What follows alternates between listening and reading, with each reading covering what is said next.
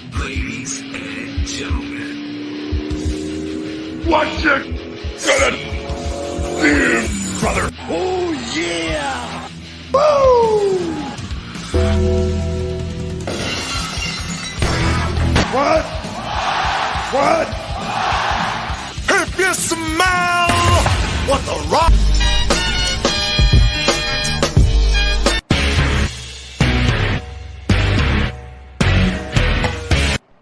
You got the wrong guy. I'm the dude.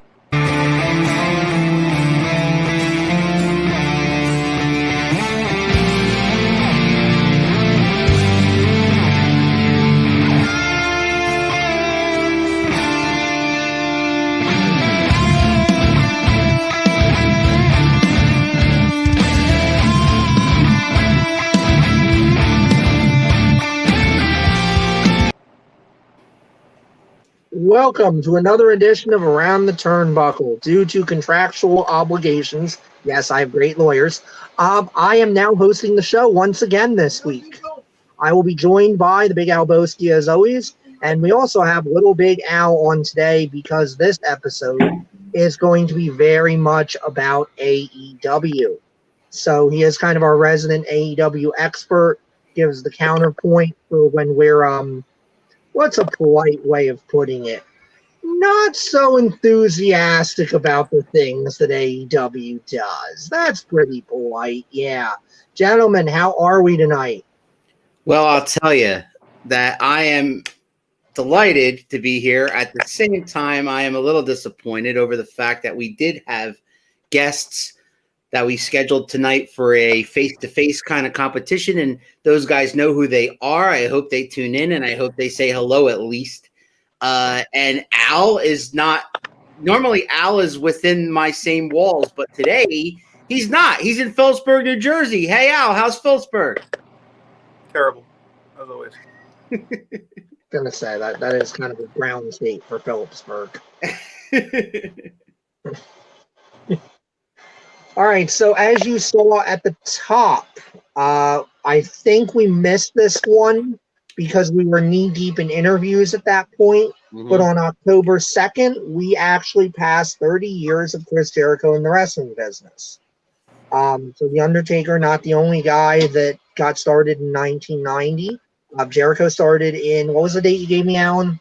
It was October 2nd, 1990, up in Canada versus Lance Storm, which is one of Alan's favorite wrestlers. I'm also a big Lance Storm fan. You can't go wrong with Lance Storm. Not as a worker and not as a trainer. He's trained quite a few of some of the best talents that are working now. Lance Storm, I think he is almost completely out of it now, and I think that's kind of criminal. You know, somebody should be hiring him and picking his brain, especially because he's not running his school anymore. Is he somewhere working? He's he's extremely active on Twitter, and I'm not sure. I think I'm not quite sure what he's doing right now.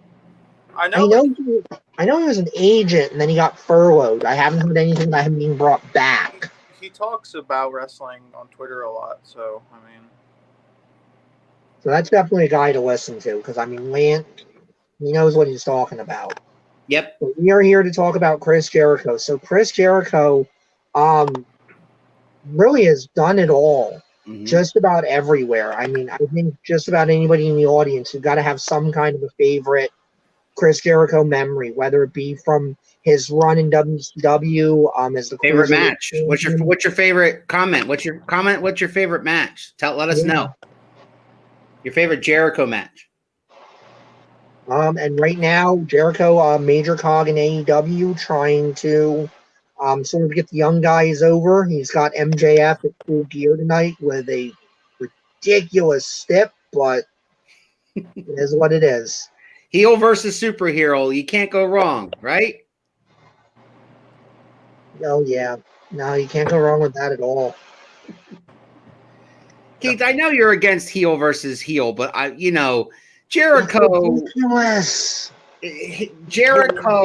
can play the role, so to speak, of the face here because when he comes out, they love to hate him, right? He comes out to that music, they sing along to the music, to the Judas music, the Judas song rather, the Fozzy music, and they get into it. I watched Dynamite this past week for the first time in weeks, and when he came out, all he did was come out to commentate with the other guys, the panel. But he's great at that. I love when he's on commentary. yeah, and so he's got a future in that. When he's done wrestling, I guarantee you, if he stays with AEW the rest of his life or whatever, he's going to be behind the scenes and on the mic. You know what I mean? Because Al, you're watching AEW every week. What do you see Chris Jericho bringing to the table there? Like, where do you see his contribution to AEW right now? He's there to give them more notoriety because he's the biggest name they have in terms of how well people know him. He's also obviously probably their most reliable worker because he's Jericho, and that's all you really have to say. And he's had quite a few storylines since being here with several different other superstars, whatever. And he's been very consistent. And I mean, he's been involved in a lot of goofy stuff, but that's because Jericho's hilarious. And I think he's doing great so far. And what's up, Anthony? He's contributing a lot.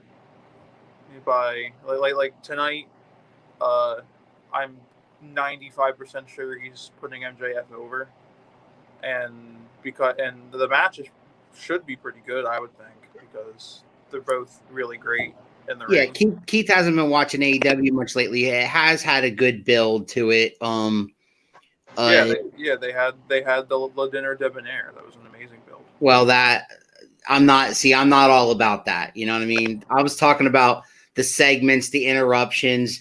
He actually beat down Jericho this week. Well, when he was on commentary, him and Wardlow came over and beat him down, and then the Inner Circle came out to help a little bit. But Keith is dead set against heel versus heel angles. But I like this one because Jericho can be the more of the face heel, and then MJF is, the heel in AEW, I think. So I think he can be more of the dick, you know what I mean? And as far as MJF should be Stone Cold Evil. And he has been in this promoting this event. He has been the guy that's been on the attack and on the aggressive and on the offensive, because he's the one that started the thing. He's the one that wants to be in the Inner Circle. He's the one that, Jericho's group in the Inner Circle don't want nothing to do with him, and they're telling Jericho no, and Jericho's like, no, let's give him a chance, let's see what he's got. And then I mean, to me, not only does Jericho put him over and he's in the Inner Circle, but that when Jericho is somehow booted out of the Inner Circle, now MJF leads the Inner Circle eventually. Which I think is what everybody's looking at here, is that it's the old trope of you put the young guy in and he kicks the older veteran out. Like the Nation of Domination.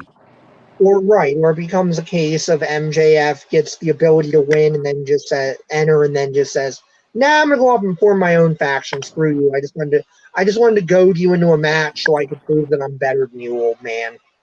Anthony, Alan, how old is MJF? MJF is young. Yeah, right. So I think he's not even 30 yet. Yeah, it's the old lion versus the young island, and young lion, and Anthony's sitting there saying that they're having a nursing home match. I mean, it kind of proves Anthony's not really keeping up.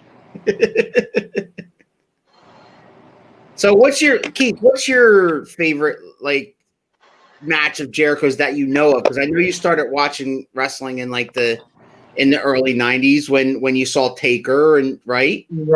So you must have heard of Jericho if you didn't see him then, at least when he goes to WWE in 2000. Well, when I watched him in WCW, and then he went to WWF. I mean, the WCW segments, I think, were some of the best character work still he's ever done. Everything he did was just kind of gold. And then he managed to get Ralphus over. Which, I mean, that's That's a talent. I recently saw him do a shoot on Ralphus where he was at a convention, right? And he was answering questions from the fans. And they asked him about Ralphus. So he told them the entire Ralphus story, which is an interesting story. If you can find that on YouTube, go on YouTube and type in Jericho shoots on Ralphus. And it'll be where he's got a microphone and he's telling the Ralphus story. And I don't want to get into it, but it is hilarious where he found Ralphus, how he made Ralphus, and what Ralphus wanted on the back end of it. It's hilarious. The whole story is hilarious. I'm saying Jericho is old. I don't even know who the other guy is. Maxwell Jacob Freeman is the heel in AEW, and he's a good one, and you should check it out, Anthony. You should. He used to be one of Jim Cornette's favorite wrestlers, and then this angle happened. So now he's been kicked off the list. Yeah, and he's an indie guy. He was all over the indies, right? I mean, I've seen him wrestle some of the guys that we've talked to. Yeah, like, I mean, they plucked him out of MLW, I believe. Yeah. So I think he had an MLW deal before this, or he was going to, and then he signed with AEW. I think he's trying to trigger my son by saying, let's put a 70-year-old versus a 30-year-old, and then we'll tell a good story. We lost Alan. Anthony, maybe you made my son leave. How do you feel now? Yeah.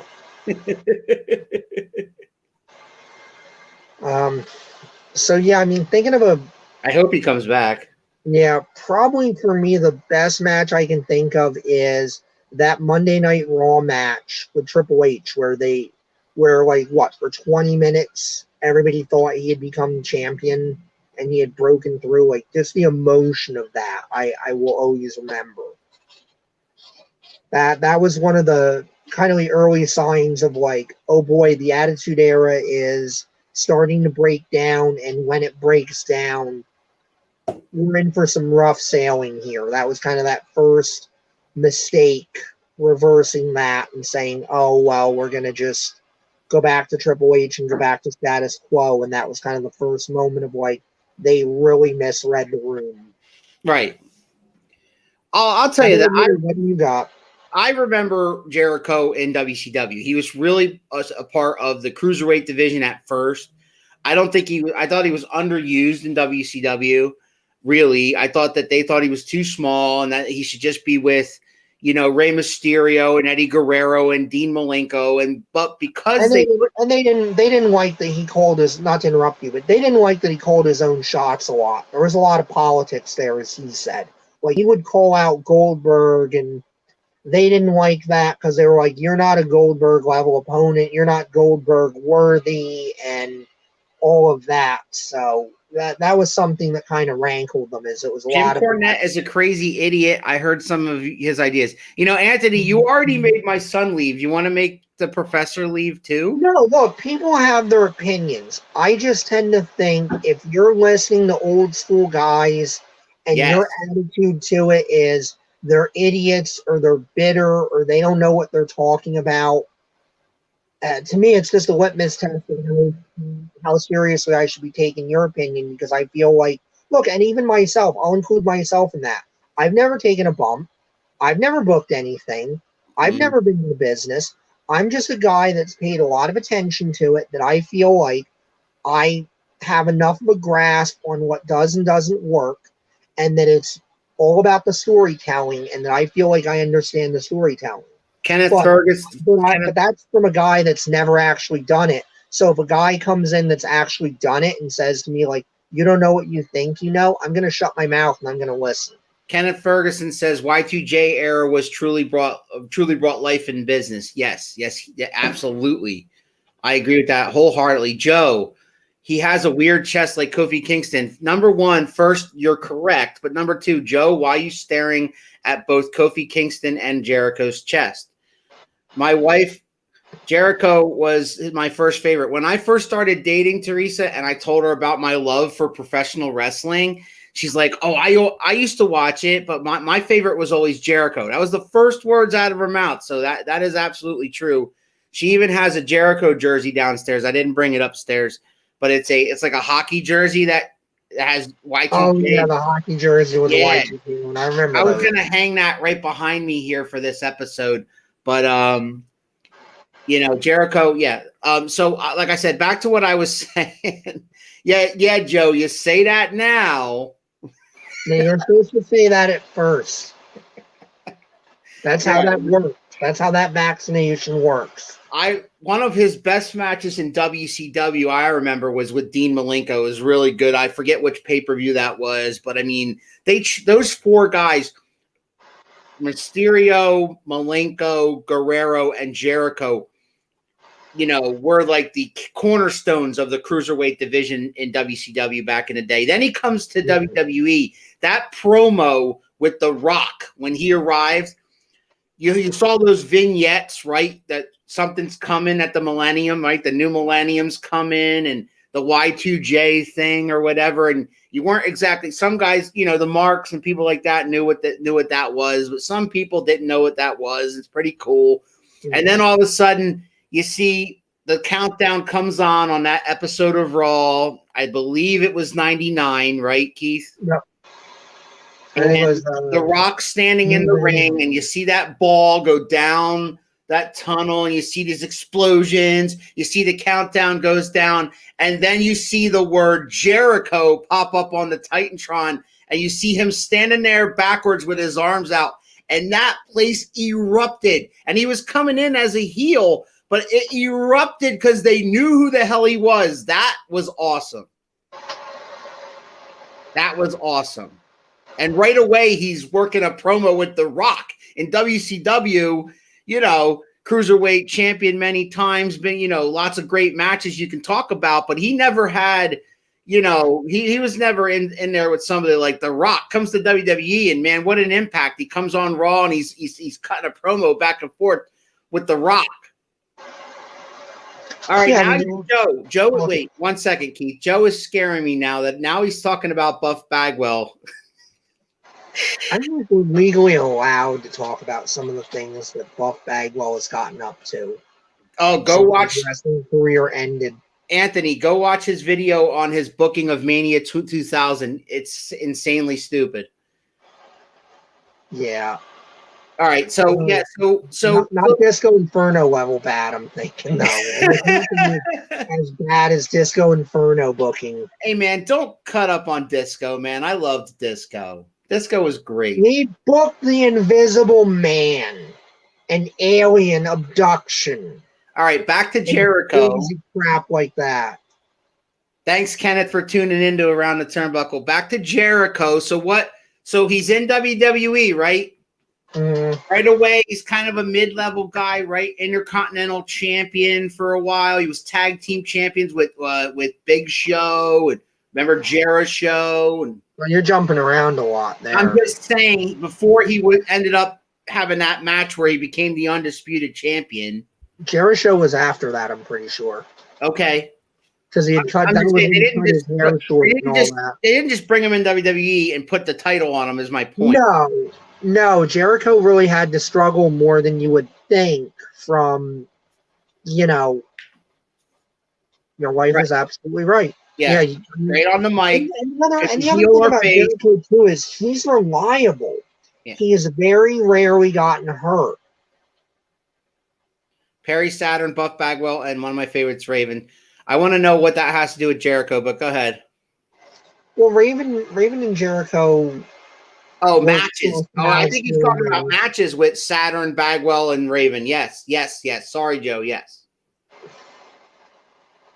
Yeah, they had some good matches. But, I mean, when you look at Jericho, Jericho's not one of those guys that, rolled a knee or broke his neck or anything crazy. He was one of those dudes that has not had a lot of problems with injury, which partially goes to his longevity and really... I think Jericho's always kind of proven to be a little bit of a 1A, but as I always say, there's nothing wrong with not being, some guys are The Undertaker, some guys are The Rock or Steve Austin, and then there are guys that are, Ricky Steamboat or, Tito Santana, and I mean, Jericho's obviously, I think, a little bigger than those guys, but Yeah. you need the guy that can be the champion, but doesn't always have to be the champion, that you can plug him in anywhere, and you're going to be able to make money, and you're going to be able to get eyeballs. I gave you this topic, by the way. Yes, my wife came up with this topic, everybody. I have to acknowledge that. Correct. Great matches. Kenneth Ferguson, yes. Jericho came into WWF with a championship mindset. You knew he was going to be a big deal. And that's what I was talking about, that promo, that opening promo with The Rock. Here's a guy that had been one of, if not the top guys for the past 5 years in WWE. And then Jericho comes in and is going word for word for him in one of the most all-time famous promos back and forth of all time. It was a great debut. And then he's off and running, man. And championships. AJ mentioned he's a great Intercontinental champion. I don't remember if he was 6-time or 9-time. I know he holds the record, though, Keith. Is it 9-time Intercontinental champion? 9 times, yeah. 9-time Intercontinental champion. He was undisputed champion. The only guy that can claim that in the same match he beat Stone Cold Steve Austin and The Rock, right? In the same match? The same night. The same night. Mm-hmm. So, yeah, the only guy that can do that. And nowadays – and then we just don't really talk. If we don't talk about what happened to him afterwards, that is an impressive as shit accomplishment. Right. Just not talk about anything that happened after that, though, and we'll be good. Well, AEW now, he's a cornerstone there. He was their first champion. Mm-hmm. And that was, if anything, to give AEW some cred, right? That say, okay, look, our champion's Chris Jericho. You know what I mean? And he was champion. Absolutely. He had titles everywhere. So, yeah, it was a great point. My point was, and again, I hate to cut you off, but no. my point was, at the time, when I said to people that were like, well, why is Jericho in this match? And then they got even more pissed off when he won. And they're like, what the crap is this? They told me it was revolutionary. They told me it was different. They told me it wasn't going to be the same old, same old. And I said, okay, I want you to think about it like this. You have a television show. You have a lapsed wrestling fan or somebody familiar with wrestling is flipping through the channels. Mm-hmm. And they happen to go on TNT and they see Chris Jericho cutting a promo. And he has a title on his shoulder. And they're not familiar with the title. They're not familiar with the logo. But they know Jericho, and they know what Jericho does when Jericho cuts a promo. They're more likely to stop for a meaningful amount of time to figure out what the hell is going on. Yeah. And maybe in the course of doing that, they stick around and they see something else they like. And now you have a fan and you have an audience there. Whereas if it's someone, and again, I don't want to disrespect someone like, say, Hangman Adam Page, who I think is a great worker, but Hangman Adam Page doesn't have that same stop on the dial kind of situation for a lapsed fan. You know what I liked about Jericho the most is that he would work with anybody, right? He could work with anybody. He could put on a great match with anybody. He could be the worst heel in the company and the best face. What's your opinion of his worst gig? I didn't like the "you're on my list" gig. You didn't like that? You're on the list? I think his worst was when he came back as a baby face with the light up jacket and the "I'm gonna be your savior" light bright jacket. Yeah, like it didn't work. It just did not work. It felt phony. It felt forced. And I mean, they almost had to turn him with the Shawn Michaels thing at that point. Right. And I mean, the great part about that is once he made that turn and he committed to that turn, that was probably the best run Jericho had, period, anywhere. Well, that's your answer. My answer is his matchup with Fandango at WrestleMania 29. Why, oh, why did that happen? Please. Wasn't that part of the initial light bright thing? No. I understand that, but come on. Like, he tells the story of how Vince brings him in the office and he goes, okay, what are we doing for Mania? And he goes, well, I'm going to put you in with this new guy, Fandango. And at first Jericho goes, oh, all right, yeah, I could work with that, blah, blah, blah. But then he heard he's going to put him over. So he was really upset. He kind of left the office, and the first person he ran into was the Undertaker, and he talked to the Undertaker, and he said, "Oh my God, Vince McMahon Vince wants me to do this with the new guy Fandango, and he wants me to put him over on WrestleMania. Like no build, no nothing, just we have a match, and I put him over. Like what the hell am I supposed to do?" And the Undertaker says, "Do it, do it." You know what I mean? Because that's how the Undertaker was, man. If Vince McMahon asks you to do something, you just do it. I mean, you know, whatever happens, happens. But I think Taker also understood too, like you're Chris Jericho. You're gonna be fine. You know, if the kid can't hack it, the kid can't hack it. You're going to figure out how to get your heat back. I mean, the Undertaker worked with nothing but stiffs early on in his career for the most part. This is a guy that was asked to put Giant Gonzalez over. If you people have not seen El Gigante, you need to hate watch it just because you have to understand how bad what we're talking about. WrestleMania 9, just watch WrestleMania 9. Or SummerSlam or just any of it. He showed up at the Royal Rumble and he pulled the Undertaker out. It is some restaurant quality bullshit. Great business strategy to prove that business was legit AEW. Yes, that Kenneth. Yes. Absolutely. All right, boss, are you ready to get off to Jericho? What's your last? Yeah, I think we've gone long enough on Jericho, and we've talked about his time in AEW, which does kind of lead us into the next story, which is also AEW related. Which one is that? Are we doing the Cody Rhodes? Yeah. So we had some trademark news come through this week with AEW. Cody Rhodes in court dropped his dropped his filing for several of the trademarks for the pay-per-views that his father had done, that being Slamboree and the Match Beyond. He dropped these trademarks with prejudice, which means that Cody cannot reapply for them again. And then Cody subsequently announced that he has regained the rights to the Cody Rhodes name, the Cody Rhodes trademark. So obviously it's a tit for tat. You know, WWE said, okay, you drop that and drop it with prejudice. We'll go ahead and drop the Cody Rhodes trademark we have, and you can have that back. Mm-hmm. I think it's a win for everybody. I always felt like Cody filing those trademarks was petulant. I didn't think it was going to do anything for AEW.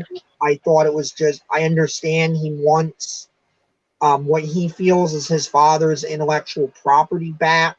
But the way I look at it is Dusty created all that stuff for Crockett and then for WCW as a work made for hire situation. So I feel like Dusty didn't own it. I don't think if Dusty was here, I don't think Dusty would dispute. Yep. Then he doesn't own it, then he would just be like, baby, I made that for Jimmy Crockett. Jimmy Crockett shows. And I said, Jimmy, become the American dream. I'm gonna make you some shows, baby. He cut it. I know you. That's my Dusty Rhodes impression. I'm not listening to that back because I know it is going to be just terrible. I know you don't watch Dynamite, but I did this week, as I said earlier. And at the end of the show, Cody came out to address this situation, and he actually, he had a match first, but after the match was over, he kind of addressed the situation and how excited and happy he is that he can call himself Cody Rhodes. Also noted that he has been Cody and just plain Cody in AEW, and he will remain just Cody in AEW. Cody, I don't know why he wouldn't call himself Cody Rhodes, but I guess I don't either. I think it's a horrible business decision. I honestly think that it's, just his attempt to not be petty. But at this point, like, why not? I mean, that's your father, right? I mean, if you're the son of the American Dream, Dusty Rhodes, and your brother calls himself Dustin Rhodes, like, why would you not call yourself Cody Rhodes moving forward? And I think he'll change his mind, in my opinion. I hope he will, because even larger than that to me is I misspelled Cody. I apologize to everybody that I misspelled Cody there. I was kind of spelling it like Cody Rhodey, but But I mean, you're one of the faces of the company, and the idea should be to get attention on yourself and attention on the company. You're the son of Dusty Rhodes. You should be broadcasting that from a brand perspective. I can understand where Cody feels like, hey, I'm my own guy. I've had my own legacy. Fine, you do. But again, like I said earlier about you of Chris Jericho, casual channel flipper, Cody Rhodes. Is that Dusty's son? Oh, let me find out what's going on with this. It's a conversation starter. It gets somebody to stop flipping through the channels and saying, I could get into this. Let me see what's happening. Let me see what's going on here. So I don't agree with him at all. You've got this back. Why are you not going to exploit it? Which he should. And he should have never lost it in the first place. It was absolutely ridiculous. And it's not the first time WWE has done this, where somebody builds up a name somewhere else, or they have inherent rights to a trademark, and then a guy leaves and they get pissy with him and they go, oh no, we're going to trademark your name because ha ha ha, F you. It just makes WWE look bad. It pisses off the potential audience they want to do. I mean, it's silly. It's silly that we even had to get into this. And again, from both sides, it's silly that we had to even get into a situation. Cody shouldn't have filed his trademarks, but WWE should have never filed a trademark against him. Now, It's absolute silliness. Pre-show, brother, you mentioned that this leads to something else. You said something along the lines of this leads to something else, a brick in the wall, so to speak, in another thing. What were you? Yeah, that's the professor's perspective. Okay, we'll get to that. Okay, so just in honor of my son, who was with us earlier, in case you're just joining us, my son was with us. He just texted me a little bit ago and said that he is experiencing internet problems at his mother's house, and he will not be joining us back. But thank you, Alan, if you're watching. Thank you for coming on. If you see this later. So you think it's okay for a brand to build a name and let it walk? Yeah, that's not good for business. I mean, I can understand that they feel like that's the situation, but I don't feel like they built Cody all that much. They made Cody a jobber and an idiot. Mm-hmm. And I don't see where it hurts WWE. I mean, Cody and all them are working for AEW, and they're trading ratings with NXT. The only way that the Dynamite is getting anywhere close to, say, Raw is because Raw's ratings are dropping that badly. Because WWE is screwing it up that badly. Yeah. And if they saw Cody as that much of an asset, why did they let him leave? Right. Why did they not treat him better, and why did they not do more to try to? Joe mentioned Stardust earlier. I mean, what the hell was that? You know what I mean? That was Goldust's brother. Right. I mean, I understand what you're saying about, and I understand where WWE feels like we're giving you the television time, we're working on the asset, we're trying to build an asset up. But I just think it's petty, and I don't agree with the idea, especially with something like this. WWE didn't build the Rhodes name. They didn't. Dusty built that well before anything to do with WWE.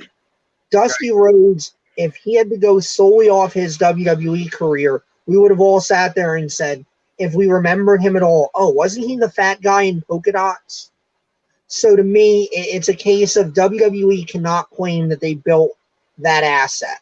Right. That asset was built outside of them.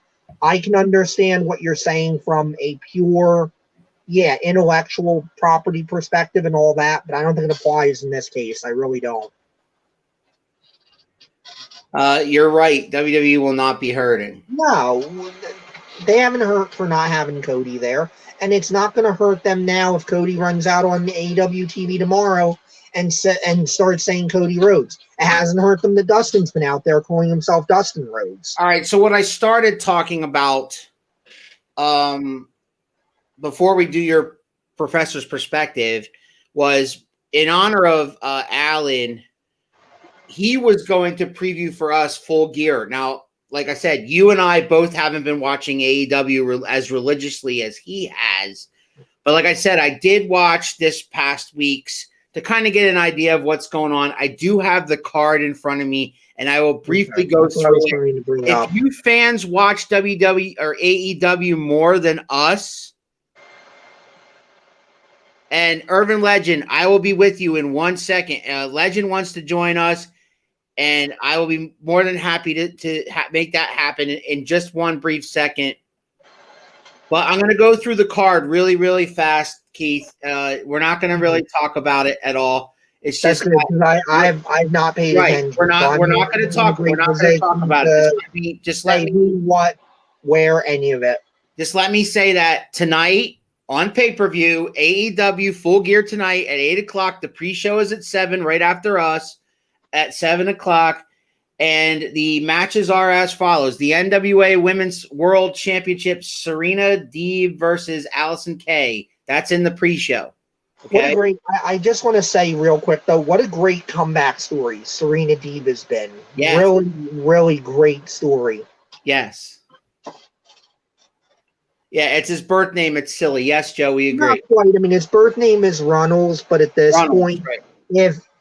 if Dusty had changed his name, or if Cody or Dustin changes their name, it's like I say, it's something their dad built, and they absolutely should have it, because if Dusty was still with us, Dusty would have bequeathed them that trademark. Yeah. Or none, absolutely. If it was his to bequeath, he would have done it. And that's why, to me, situations like this are so silly and needlessly hurtful to the WWE brand when it gets out and they do stuff like that. All right, so Serena Deeb, the champion, versus Allison Kay in the pre-show.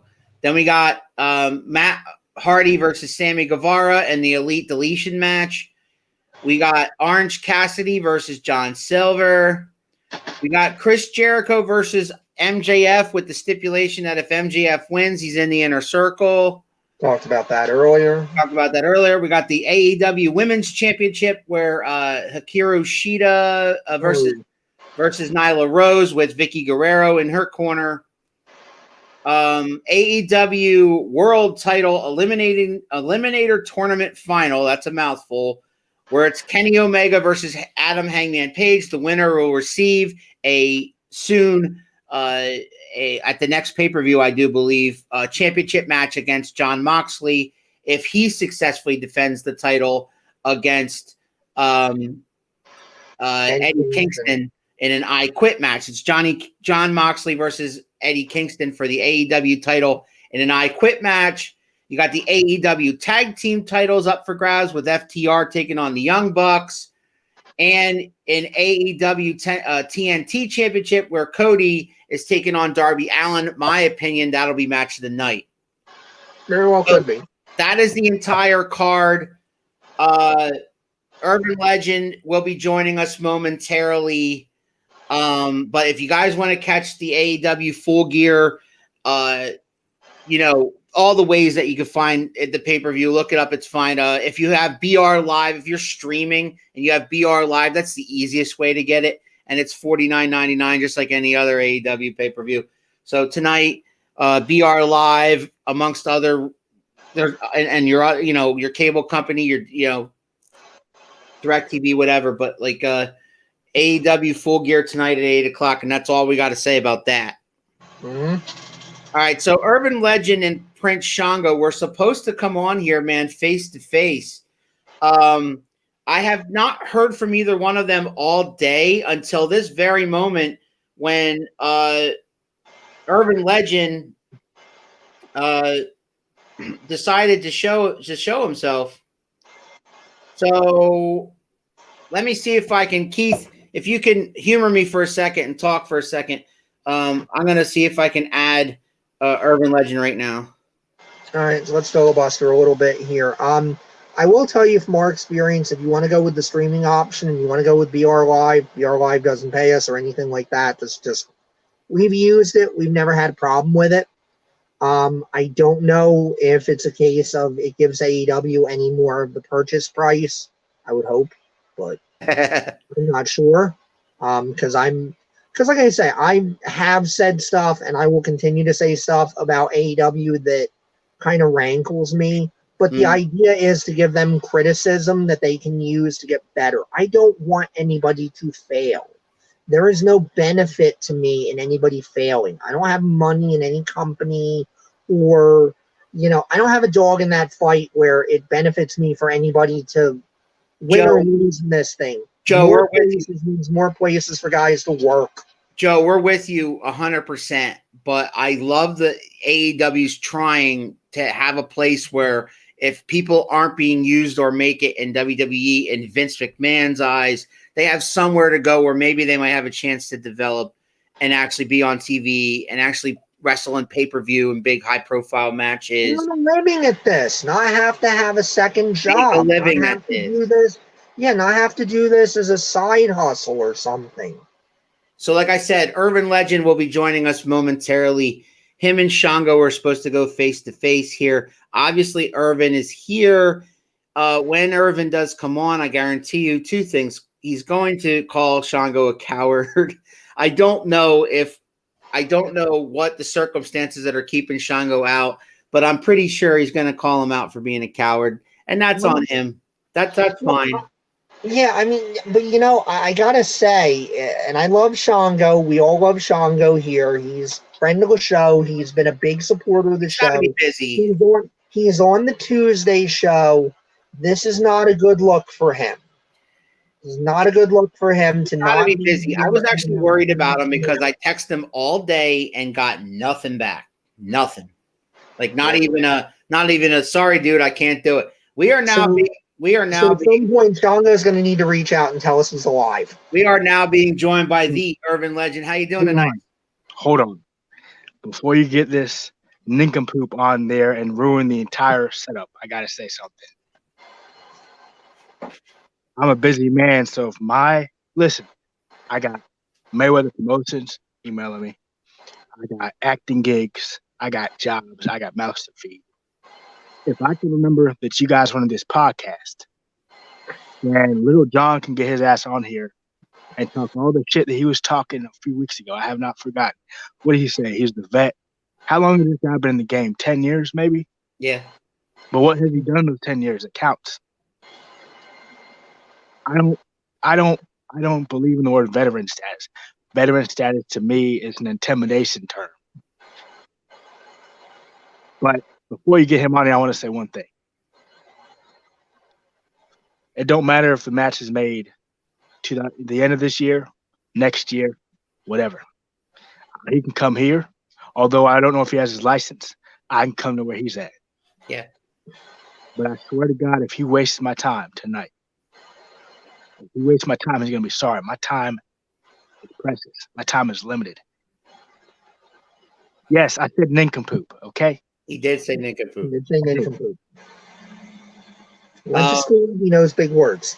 Yeah. Kenneth is so Vince can be a selfish, greedy child when it comes down to business. Yes. Hey, Kenneth. Hey, Kenneth. If you're not greedy, you don't make money. Remember that. Like I said, I don't know if you have heard from him, but I have not heard from him all day long. So I don't know what he's doing tonight. I don't know if he's maybe got last minute booked in a match. I don't know. Look, if he don't show up, we'll just talk wrestling. That's what we've been doing.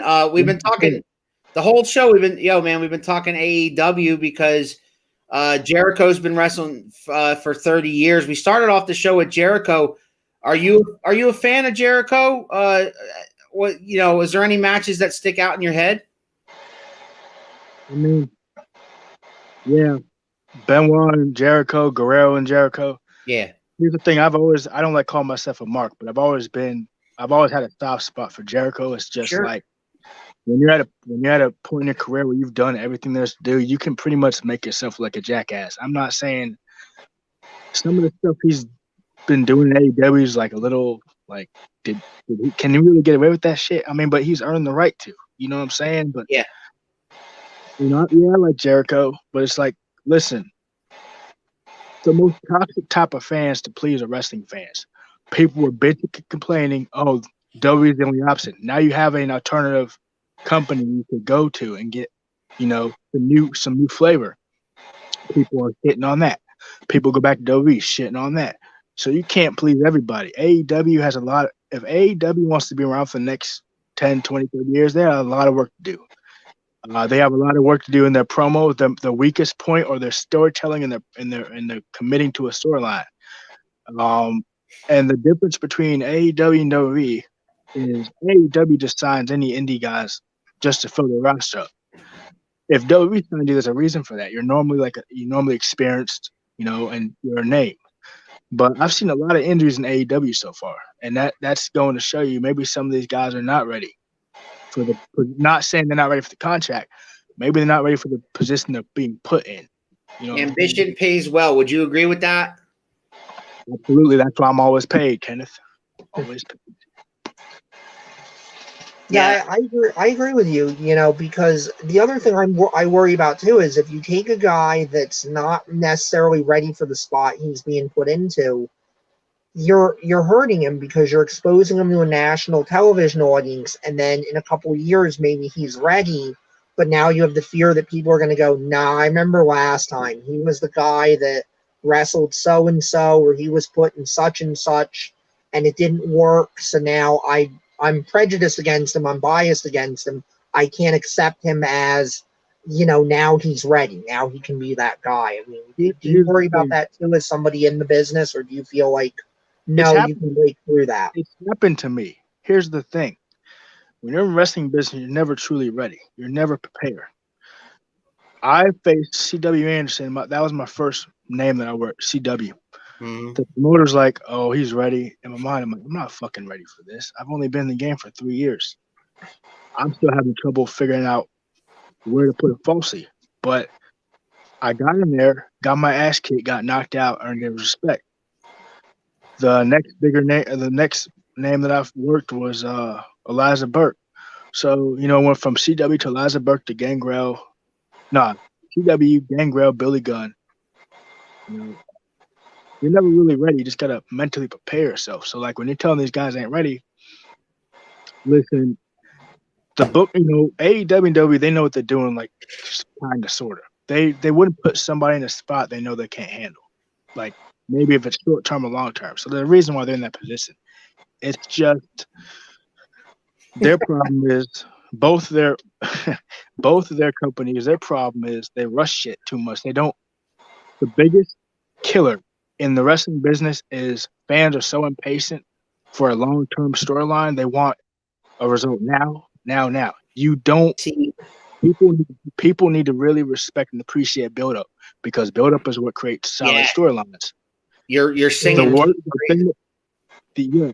The thing that pisses me off the most that AEW and WWE does is they rush storylines. They go from point A to point D without B and C. Right. And using B and C for the payoff. So you go like Retribution. The whole thing sucks. They should have done it way better than what they're doing. They just a bunch of, degenerate kids who went to Party City who got cool in a mask trying to scare the top of the town. Not doing it all. I think wrestling needs a reset button in all companies. Ring of Honor ain't too bad. Not to interrupt you, man, but Joe says they need to sign a big star from WWE to bring viewers and fans. Otherwise, they will be out of business in a year. I couldn't disagree with that more. Especially too, they have a television contract for at least the next 3 years. So I mean that puts why to the 1 year thing there. Look, they got cornerstones, right? They got the elite from the indie scene. They got Cody Rhodes, they got Jericho, they got Moxley, all right? They got cornerstones. It just needs to be directed correctly, all right? It needs to be one guy booking the stuff. They need to hire somebody like a Kevin Sullivan or somebody that knows how to book, so that because right now they got too many hands in the freaking in the cookie jar, too many freaking hands in the too many cooks in the kitchen, as Keith puts it. Did you just say you need Kevin Sullivan? I did. I don't think so. Did he just say Billy Gunn? Yes, I work Billy Gunn. I don't think Kevin Sullivan needs to be anywhere near a product right now. I think if anything, they need to bring in one of the Pritchards or something. Okay. Maybe even I'm gonna take a big risk here. I think maybe Bischoff needs to be the head creative of AEW, And or maybe not Vince Russo. Definitely Bischoff. no, No, not Vince Definitely Russo. Bischoff. Because people give Bischoff a lot of shit, but you know what? The man's a genius. oh, he went toe to toe with Vince McMahon for a few years. Yep, they need somebody who's controversial. I mean, but the thing with AEW that I'm seeing is their storylines are not solid and they don't last long. And Yeah, there's too many. Right, there's too many. And the people that are in the storylines, the people that are involved in the storylines, don't know how to slow down and sell. When I mean slow down and sell, not in the ring, Right. but a storyline, sell everything. Like the people that paid attention to me and Phil Brown storyline, we milked that for an entire 12 months. Yeah. Everything we did, we milked it out. When I jumped him, I took his championship. I recorded promos with his championship at my house. I milked everything. No, I don't want WCW back. I want more unpredictability on both sides. The last time I was legitimately surprised with WWE, my point. Eric Kenneth agrees with you. Eric can help them. He agrees. Actually, the last storyline that I actually think I was invested in right now, I'm definitely invested in Reigns and the Usos. That's pretty intriguing. I'm like, okay. Or you know what I would have done to make the Mysterio storyline more interesting? I would have not put Aaliyah in that position. I probably would have put Buddy Murphy with Ray's wife. Right. For an affair. Yeah. That's what I would have done. That makes more sense. You're not the first person to hear that for me to hear that from about that storyline, but even though Aaliyah is of age, barely, correct. Yeah, very legal. I definitely think it would have meant more. Oh, look at Ray's wife for 20 years cheating on her with Murphy. Yeah, now that can leave Aaliyah and Dominic to pick sides.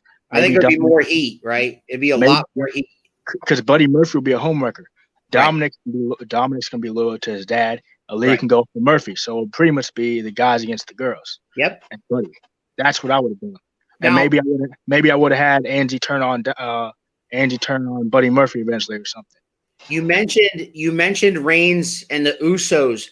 Do you think that this tribal chief thing has to ultimately go to Mania and take on The Rock? Because he's calling himself the tribal chief and The Rock's in that family. You know what I'm saying?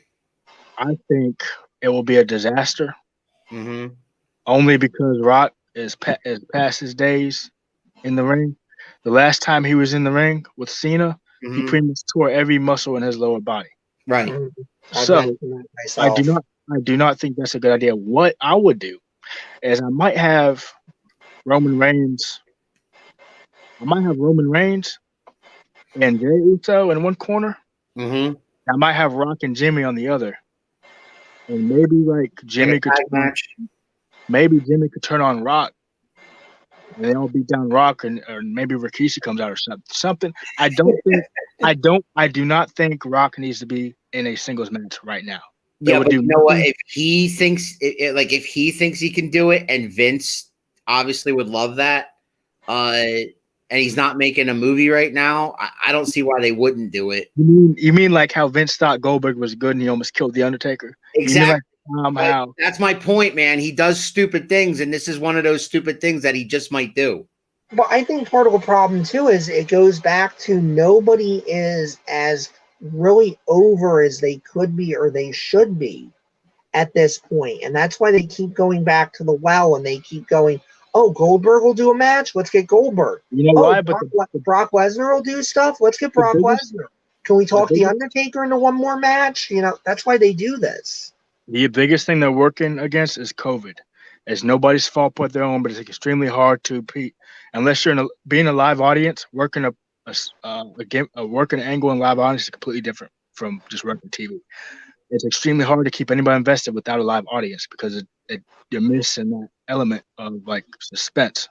So even if they did bring Rock with no crowd, I mean, it would be cool, but it's like, okay, we saw Rock 10 years ago against John. Like, what? How is it any different? If anything, I think Roman's younger than John, so it's like I think Rock might get hurt because again, So, I mean, last time he tore his latimus, he tore his abductor muscle, he tore his quadricep. He don't need to get back in the ring. No. Oh, I don't agree think with so. you. I'm just opening the possibility. What would be cool is if they did Roman versus Jay for the championship again. Maybe Rock does a run in. Looks like he's gonna help Roman, and then Rock bottoms Roman, and Jay goes over the championship, and then his brother turns on Jay, and the brothers are fighting. Rock has been out a little too long. He needs some running up work before going into that storyline. Yeah, and the whole, it was a cute little how he put the little Heinz ketchup 57 on his eyebrow, and yeah, it tastes good. Just stick to doing that, okay? Stick to clanging the gong. I'm sorry. And I agree with you, Irvin, because they've done a really good job with this storyline. Like, I really haven't been into anything WWE's done in a while. But I heard about what was going on with Jay, and I heard it was really good. And I'm a fan of Paul Heyman. Anything Paul Heyman does gets my attention because he's so good at what he does. And he really adds that X factor to whoever he's with as long as he's allowed to do it. And I look at this story, and to me, it's a good example of doing something that's personal. Because you're doing something with the family. They're really family. It feels real, but there's not sleaze in it. You know what I mean? Like, Roman's a dastardly heel, but he's not sleazy. He's a jackass because he's mistreating his cousins for no reason. Right. He's getting to be that sleazeball if they do it right. But but here's what I don't get. The man was just the face of beating cancer. He was your top face. How are you going to sell him as being a heel if he just overcame leukemia and is everybody's hero? How are you going to do a flip-flop that quick? Now all of a sudden he's hated? Y'all need to think this through, man. I mean, but I think part of that is when they had the live audiences. I'm sorry, I didn't mean to cut you off. But when we had the live audiences, Now and I went to a pay-per-view or two where they were pushing Roman as the champion, or they were pushing Roman as going to the champion. And there are people in those buildings that just thought it was fashionable as hell to just boo Roman Reigns because they're like, oh, it's the guy Vince wants, screw Vince. Like, they think they're sending a message to the corporate tier about, like, well, this isn't who we want. This is who we really want and all that stuff. And like I always say, they don't care. They have your money at that point. You bought your ticket. He's good, and you react to him. So in Vince's mind, well, if you're reacting, I have something here. If you sat on your hands, that's what would send them the message that, oh boy, this isn't working. Guys, I want to get this last comment in. It's really long. It's going to cover up Legend's face, which I don't want to do, but because it's a pretty long. But I'm going to read this one because this is insanely long. But I want your take on. I want both your takes on it. Okay. Joe says they got no young. He's talking about AEW, right? They got no young headliners but Moxley. Love Young Guns, but all those washed up WWE and TNA leftovers aren't drawing my attention. And I came from the Savage and Steamboat and Hogan and Andre era. Wrestling fans deserve better, and I refuse to settle for horrible talent around not just AEW but WWE as well. That's why the UFC has my attention since WWE, WCW, and ECW days. Yes, I agree with a lot of that, Joe. How do you guys feel about that? I think Kerman and I are going to feel much the same way. First, I don't understand the horrible talent tag. I don't understand it at all. These guys are talented. They can do things that you've never seen other people do in the ring. I think you're discounting the power of the pencil.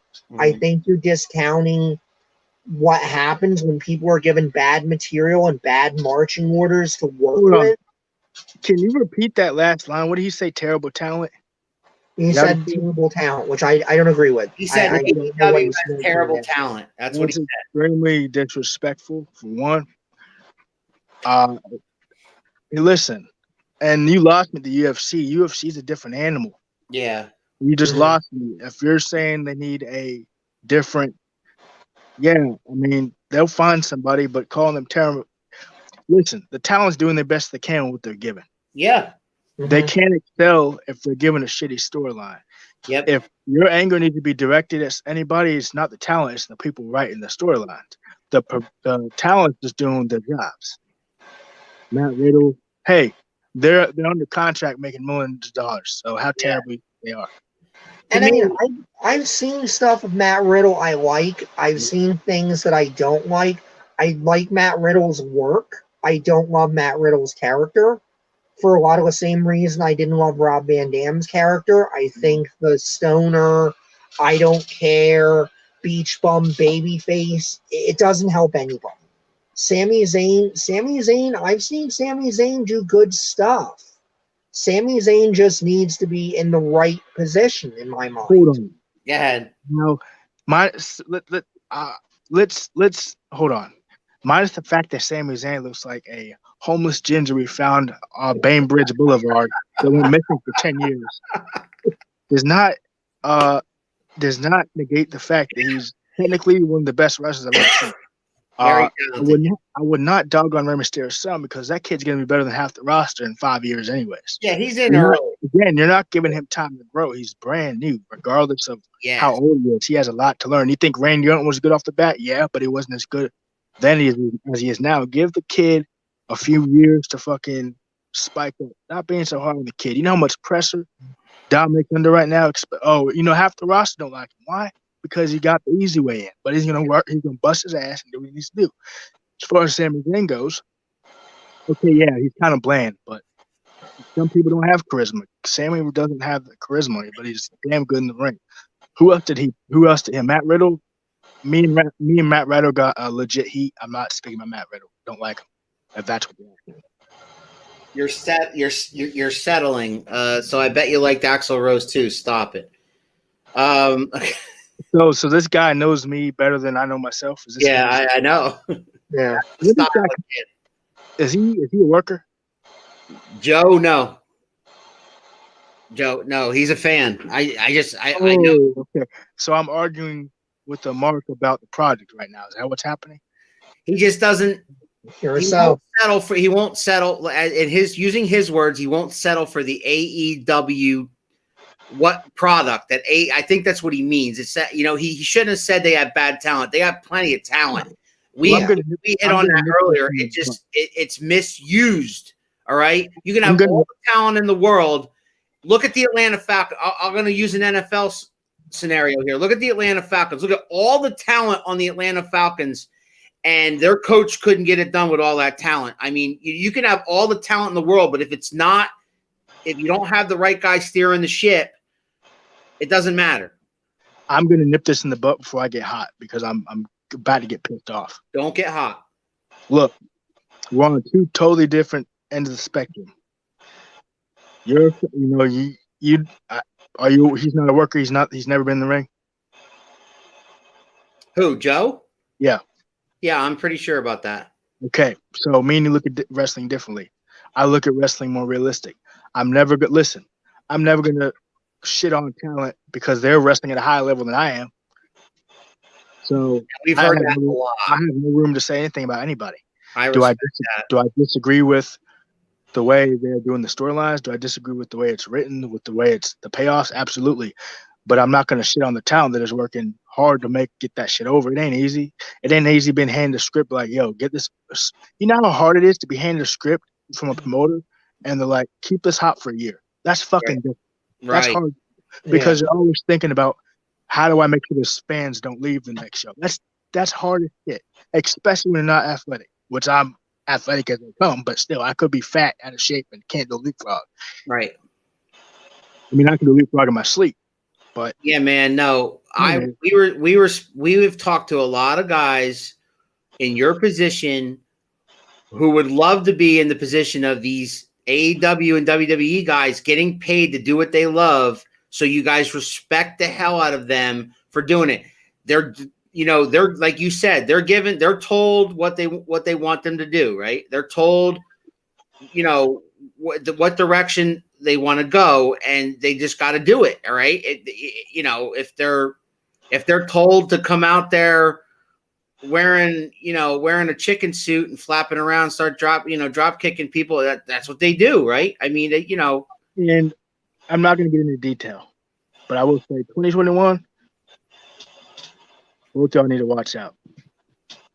Kenneth Ferguson. And then Kenneth, I want to shout out to Kenneth here, man, because I don't know you very well, but you have been on point all night long. Thanks for joining us, man. All your comments have been right on point. Thank you. AEW is a young business, just getting off the ground. No different than WWE when they first came into business. That is 100% correct. Back in the territorial days. Not exactly 100% because it's a different animal. But I've said it's the same business, but I've said forever, AEW, the challenge is when you're on national television from the start and you haven't really been able to run shows like you said, Legend, you were in a position where if we put you on television after, say your first year or your first 3 matches, maybe you're going to, you kind of know what you're doing, but you're going to make mistakes and you're not going to love the fact that those mistakes are out there in front of a national audience. It's kind of good to be able to have that time where you can go, okay, I'm having matches, I'm learning things, and if I have a really bad one, thank God there wasn't a national television camera there broadcasting it to the world. Like you said, I think people get impatient. People get these biases in their head and they go, well, if it's not as good as what I used to watch, and when they're talking about Hogan or Steamboat or guys like that, you're talking about guys that had 10 years before they became gigantic stars. They had that time to develop. I'm going to break it down for you so people can understand the difference between WWE and AEW. Simple. Corporate versus creativity. When I say corporate versus creativity, WWE is more corporate, more business-wise. Some people can get away with shit, some can't. AEW have a lot more freedom. Yeah, if you're, a flagship, you're told what to do. But for the most part, you can sit down with creative, like, look, I think this is going to work. Let's try that. If you try to do that shit in WWE, unless your name's Orton, Cena, Randy Orton, Reigns, Brock, Dolph, even Dolph can't do that. But unless you're solidified as being up there, you could sit down and create, like, I think this is going to work. You know what they're going to do? They're going to tear that paper up. Be like, you're going to do what I'm telling you to do. And then it don't work. So that's the difference, corporate and creativity. That's why I was like, well, how they're not alike and they're not different. Mm. I agree. Well said. All right, we got breaking news here, guys. This has just been handed to me. Jake the Snake Roberts has been diagnosed with COPD, not to be confused with COVID. COPD is a lung problem. I'm not too sure what that all stands for. I know it has to do with your lungs, but COPD is usually from a lifetime of smoking or from a lot of other different things that he might have done over the years. But we wish Jake the Snake Roberts well. I know Jake the Snake Roberts isn't going to see this, but maybe fans of Jake the Snake Roberts might see this. And so if you do see this, keep Jake the Snake Roberts in your prayers. He is getting up there in years. Jake the Snake Roberts has been diagnosed with COPD. We wish you the best, and our prayers are with Jake the Snake Roberts. Entertained me for years. I remember Jake the Snake Roberts as, the guy that would work with guys to get them ready for Hogan back in the Hogan era when he was champion. So like Jake the Snake Roberts was always mid-card, taking on that young upcoming star to say, okay, yeah, you need to work with this guy. The Macho Man Randy Savages of the world and things like that. I can. Thank you, Kenneth. The closest talent right now that I think of Jake the Snake is probably Randy Orton, because Randy Orton's in a position where his job, when you're at this stage of your career, your job is to elevate younger talent. But Randy Orton has took Cena's place in terms of being the measuring stick. Now he's the guy that the younger generation goes to. He's the guy that the company, now you got to go through Orton. We're going to test you. He's the guy that, can this kid go with Orton? If he can, he's good. That's why they tested him at McIntyre, because they're putting the pressure on McIntyre. They're seeing that McIntyre can hold with, can do what he needs to do, which he's doing good. I mean, he needs a little charisma, but other than that, he's great. Yeah. All right. So we're going to get out of here, guys. But if you want, Irvin, if you want the last word as it relates to Prince Shango, I'm going to give you the floor. Listen here, no show, Shango. I showed up just like I said I was going to. And I guarantee you my schedule is twice as busier than yours. So the fact that you did not show up to this shows me you scared. Talk all that shit. Oh, I'm a vet. What was the saying he said? Wish for the devil and the devil may appear. Mm-hmm. That's what he said. What did you take a nap? Did you forget? Look, I'm a busy man. If I make time to jump on here and state my claim, why the hell you not on here? So you just missed the opportunity for me to make you a star. So when you wake up and find your balls and find your intestinal fortitude, then we'll get this match booked. But until then, I'm gonna keep making money and keep doing what I do. Keith, you got any parting gifts for our friend Urban Legend who joined us like out of the blue, which I appreciate wholeheartedly? Absolutely. We always appreciate when folks show up. We appreciate you showing up with us, Irvin, giving us some of your valuable time and your valuable insight. You know, I love talking to people in the business because when I was talking to Alan pre-show, you know, I like to think I know a lot, but at the end of the day, I always say anything I know, it's still from the perspective of a guy that's never taken a bump, never worked a match, never been a booker, never been on the other side of the ropes. So any judgment, any knowledge I have is limited. So it's always good to talk to people that are more knowledgeable and that are willing to share like yourself and just say, hey, let me tell you how it really works and being gracious about it like you are. Yeah, I never do this, but I'm going to put you two over. This is a rare thing here. I never put nobody over on their own podcast, but look, it's finally refreshing to be on a podcast with two human beings that have such passion for the business, whether they're in or not, that actually have a good mindset for the business. You don't know how many times I've been on podcasts with people who have no idea what the fuck they're talking about. Right. They're sitting here trying to tell me the business that I've been growing up since I was 15. How about it? So thank God that you guys have a good head on the shoulders, which makes me jumping on here more enjoyable and less stressful. I love doing podcasts where I actually feel like I'm talking to a worker and not a mark. Yo, like man, that one guy on here. Yo, we appreciate that 100%. We do love this business. Keith and I might not particularly agree with the current product right now, but as far as the history of the business, as far as the independent product that we've been checking out, Keith's going to be in Quakertown at the end of the month. I'm going to be in Lebanon for CCW with TJ Spitter at the end of the month. We support our local guys. We support our local indie guys. If you want to check out your local guys and support them, man, if you love wrestling, get out there and check. There's a lot of wrestling around you. Just find it. It's if you're in the Virginia area, right? Are you still at VCW down there, man? Till I die. There you go. You want to check out my man Urban Legend down there? Check out VCW. When you got a show coming up soon? I don't have a date, but I will say we are aiming for our governor. We are hoping February, March. February, March, VCW will get back in the ring. That's amazing. Again, thanks for coming on, man. Thanks for everything. Thanks for your take on everything. Chris Jericho, AEW. You guys, AEW Full Gear is on the pre-show right now. You can get it on pay-per-view. And we'll see you all guys next time. Shango, thanks for showing up. We'll see you guys all next time on Around the Turnbuckle. Ladies and gentlemen, What you gonna do, brother? oh yeah! Woo! What? If you smell what the rock.